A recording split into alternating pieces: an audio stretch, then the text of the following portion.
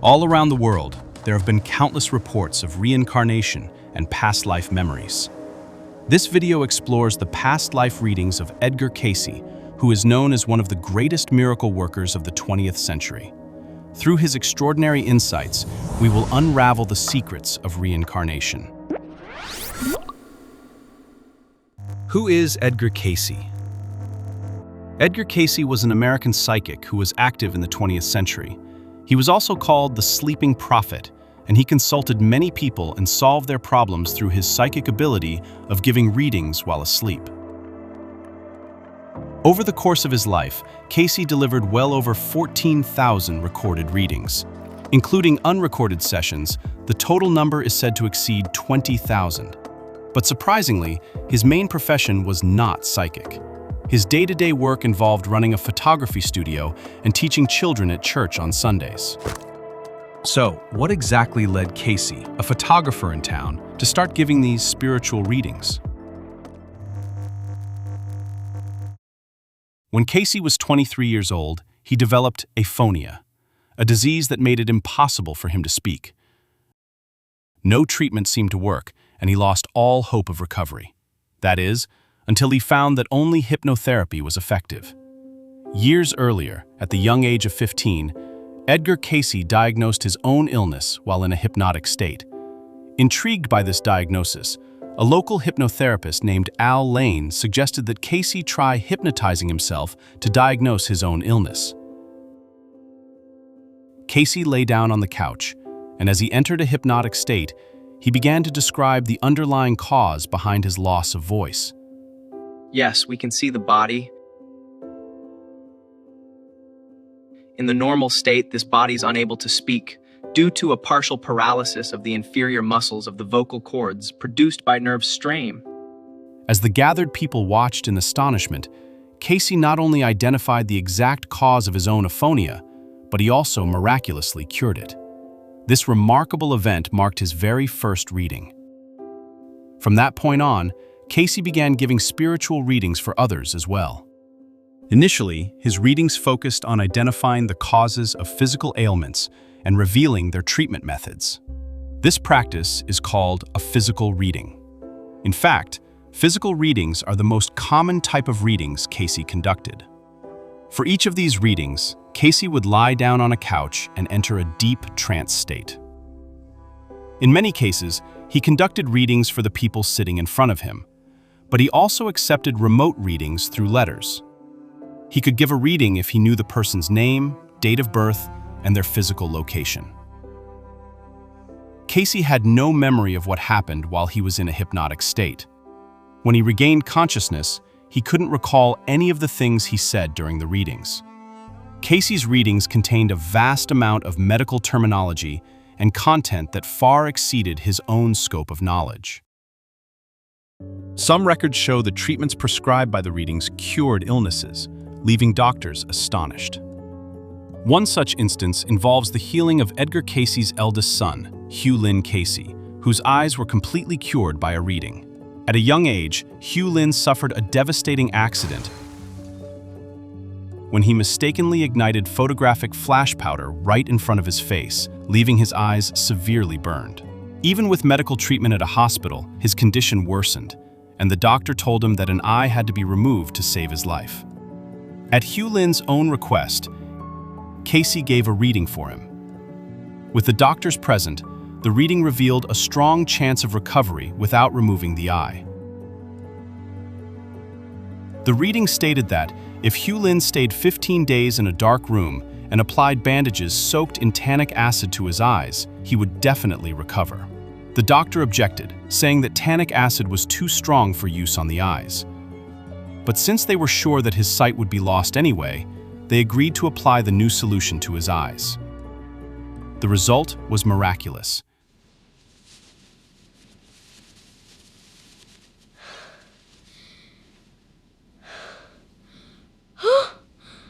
I can see! I can see! Lynn's eyesight was fully restored, leaving no lasting disabilities whatsoever. This is a striking example where Cayce, who had no formal medical training, provided the cure instead of a trained doctor. Here is another fascinating case. One day, Cayce received a letter asking him to perform a remote reading. The letter asked for a general reading on the sender's overall physical condition. Cayce's reading found that the individual was experiencing distinct disturbances in various channels of elimination. Furthermore, he noted that this condition was directly caused by the pressures existing in the lower 10th, 11th, and 12th dorsal vertebrae.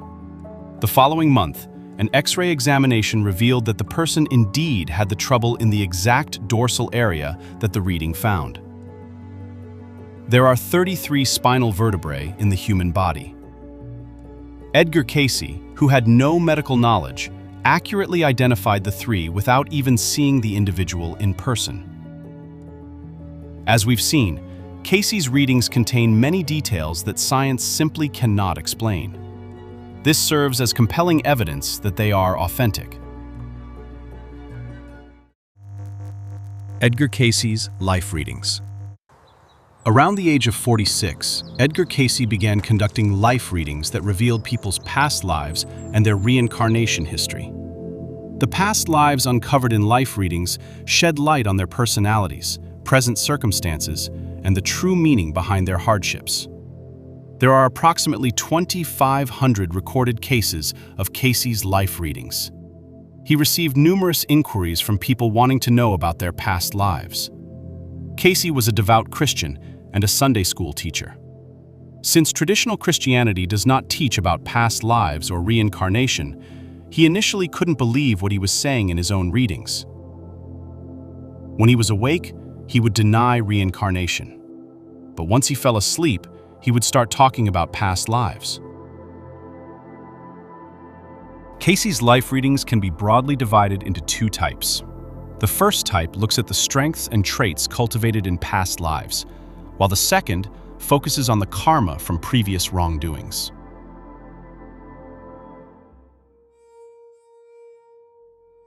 "14-year-old David unlocked his hidden potential through a life reading by Edgar Cayce. In a previous life, David was born during the reign of Louis XIII in France. He had a prominent position at the king's court, personally responsible for the king's wardrobe. Based on this unconscious memory of his past life, Cayce's reading recommended that David pursue a career in the clothing industry, but he had no interest in the clothing market, and so initially worked as a circulation manager for a newspaper. Later, when David considered changing careers, he had another reading and was again advised to pursue a career in the clothing industry. He then began working for a clothing manufacturer owned by his sister's acquaintance. As soon as he started this career, his dormant talents awakened. He became a top-tier salesman in just 1 year. 2 years later, he was promoted to become the youngest executive in the company. Without Cayce's reading, David would never have been able to unleash his talent or achieve success. 23-year-old John Schofield was frustrated with his dead-end mechanical job in a commercial engraving firm. The reading revealed his past lives in Egypt, Greece, and Rome, where he was repeatedly involved with designing frescoes. He left behind many great achievements, decorating temples and public buildings throughout his lifetimes. Based on his past life experiences, the reading advised him to learn Phoenician and Egyptian art and combine them with modern art to unleash his creativity. John followed this advice and began his studies. 5 years later, he was awarded a traveling scholarship to study and teach art in Europe. After returning home, he continued to thrive as a successful artist. The experiences in our past lives can build our strengths and talents. They guide us to our soul's calling, or what we are naturally drawn to pursue in this lifetime. Not all past lives build our strengths. There are also cases where we go through hardships to atone for our past wrongdoings. Stella, a divorced mother with a child to support, became a nurse. She was hired for a private, live-in position at twice the usual rate. Her patient was a 57-year-old man with a severe intellectual disability. He was a very difficult patient, prone to violent outbursts. So, his bed was enclosed by an iron cage. He would shred every article of his clothing. He had to be fed like an infant, sometimes forcibly. Stella did her best to take care of him. But one day, while trying to give him a bath, she was suddenly overcome by such intense nausea that she threw up in the bathroom. The revulsion was so strong that she even considered quitting, but she was in desperate need of the income to support her child. So she went to Cayce for a reading. The reading revealed that Stella and her patient had a close connection twice in their past lives. Once in Egypt, the man had been born as Stella's son, but the revulsion she felt toward him stemmed from an experience in a completely different era. The two were born again in the Middle East. He was a wealthy philanthropist of high standing, greatly respected for his generosity. Privately, however, he kept a harem of young women who were forced to serve him. And Stella had been one of the unfortunate women. The subconscious memory of that intense repulsion had resurfaced the moment she touched him. His severe disability and his life behind iron bars were the direct consequence of the karma from that past life. In the reading, Cayce told Stella, "If left unresolved, this bond would simply continue into your future lives."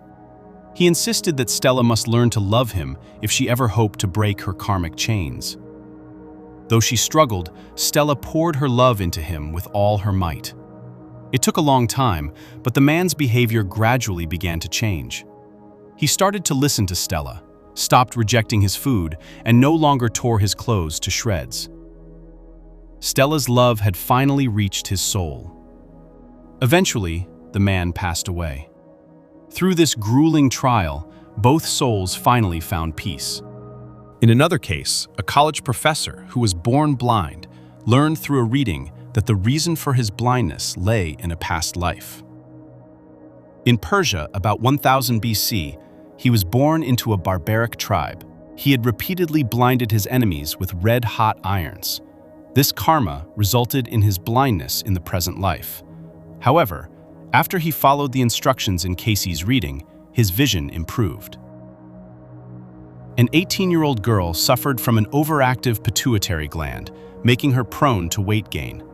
According to the reading, 2 lifetimes ago, she had been an athlete in Rome.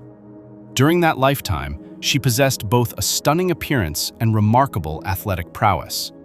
But she grew arrogant about her gifts, cruelly ridiculing those who were overweight or not blessed with good looks. As a result of that karma, she now struggled with obesity herself. These cases reveal a profound truth, that one of the purposes of reincarnation is to reap the karma of our past lives. Those who hurt others in the past will find themselves on the receiving end. They will experience the same suffering to understand the pain they caused others. Through this trial, they learn firsthand the workings of the human heart. This does not mean that a cruel and unforgiving God is punishing us. It is part of our spiritual journey. Before we are born, we each design a life plan or blueprint specifically for our soul's growth. Some plans may call upon the strengths we have cultivated over many reincarnations to help others. Others require us to deliberately choose a difficult life to learn lessons and correct our past flaws.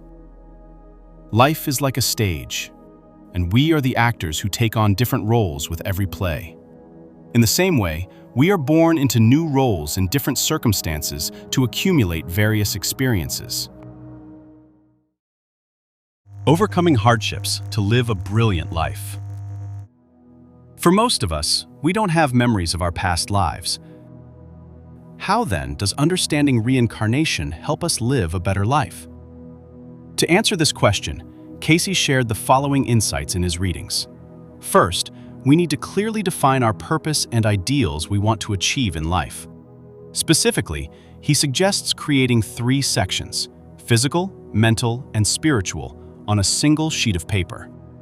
Next, he encourages us to reflect on these areas and write down the ideal state we wish to achieve for each one. Then, he asks us to consider what we need to do to get closer to that ideal. It is important that this ideal is not something that harms others, but rather something that serves others and makes the world a better place. When putting something into practice to achieve an ideal, Cayce says that we should start with something close at hand, rather than something far away.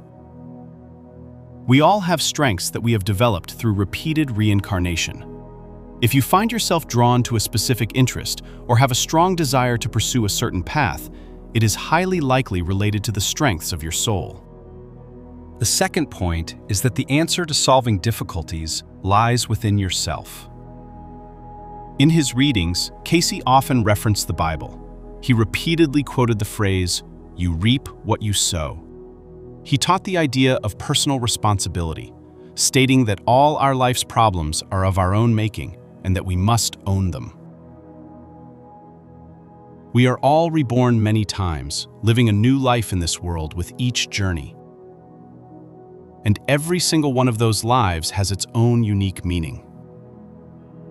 Master Ryuho Okawa of Happy Science has spoken extensively on the purpose of life, explaining the true nature of our hardships and difficulties this way.